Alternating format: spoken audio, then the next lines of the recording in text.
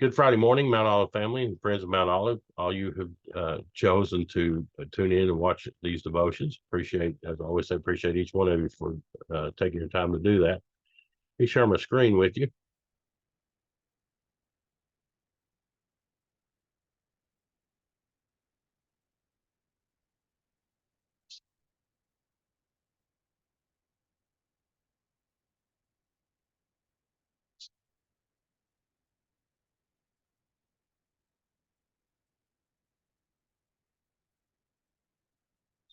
Things are working a little slow tonight.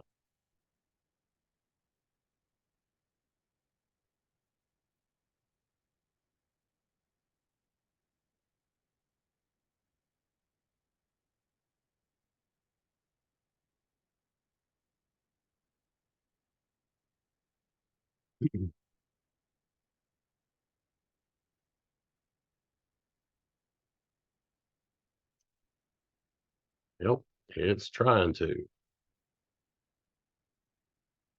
There we go. Maybe they'll come up here shortly. I want to apologize for Sunday morning. Our streaming was had some issues with it, so I want to apologize for that. I was at the controls, and I don't know if that had something to do with it. Zach couldn't be there, so I was there for him, but had some streaming issues, which we've not encountered before. So we appreciate each one of you for your patience with us on that. So this one is continuation of Pastor TJ's message on his series on Job. He entitled this message, Dark Nights of the Soul.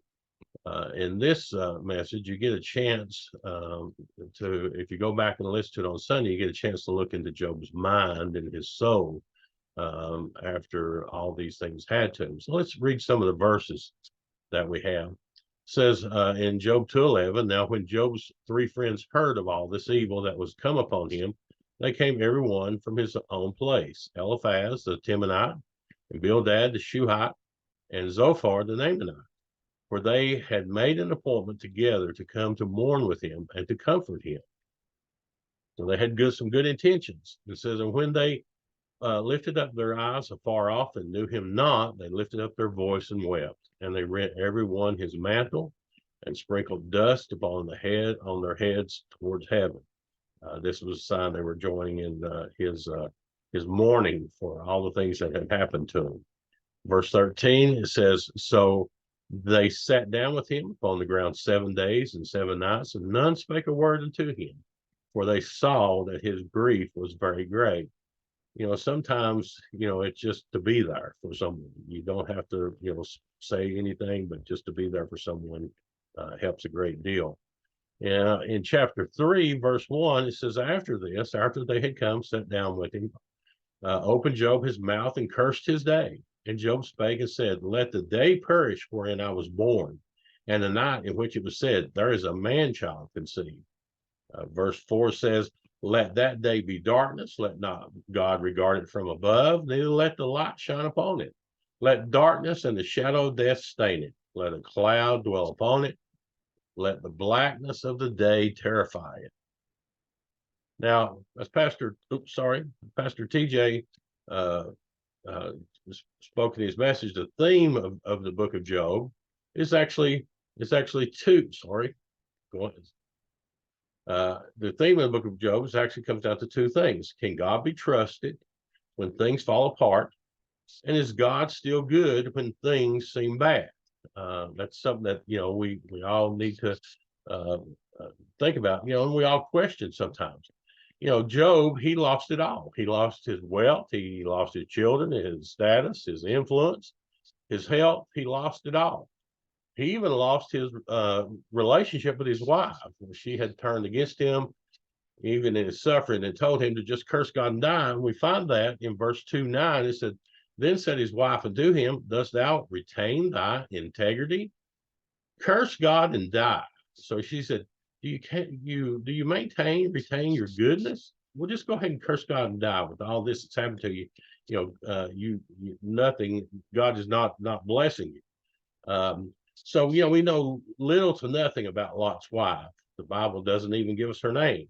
So it is unknown if this was just her character, the way she always was, or if all the trials and losses of her children and the loss of all the material things had affected her and changed her demeanor.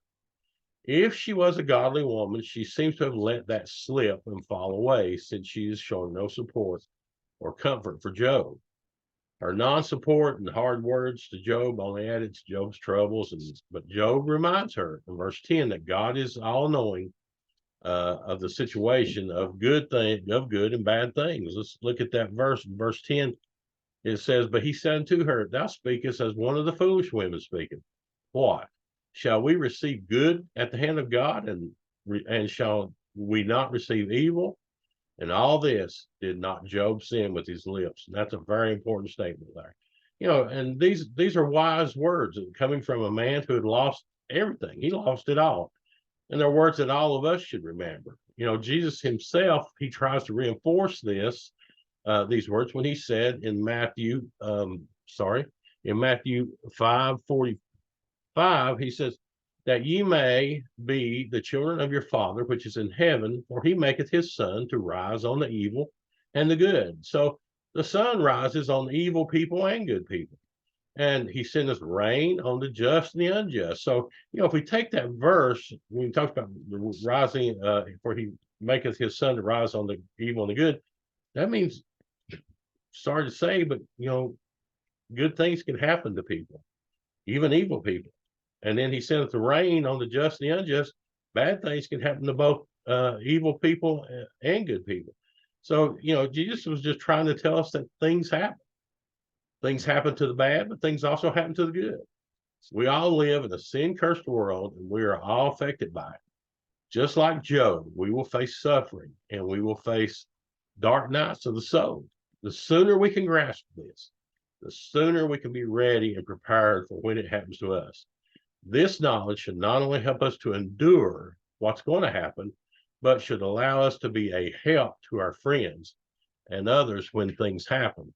And as we'll probably find out in future message, friends can be a good thing to have in times of crisis. But just like Job, we need to make sure the advice that we're given by friends is Bible-based and not just their thoughts and opinions, as we'll find out Job's friends, how they've done him.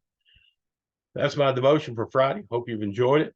Hope to see you at church Sunday. Let's be much in prayer for the church and for all those who come, and let's just keep praying that God will continue to bless. If there's any that come that need their Savior, that they will come and ask forgiveness of their sins and confess those to Him and accept Him as their personal Savior. Love each one of you. We'll see you on Sunday, hopefully.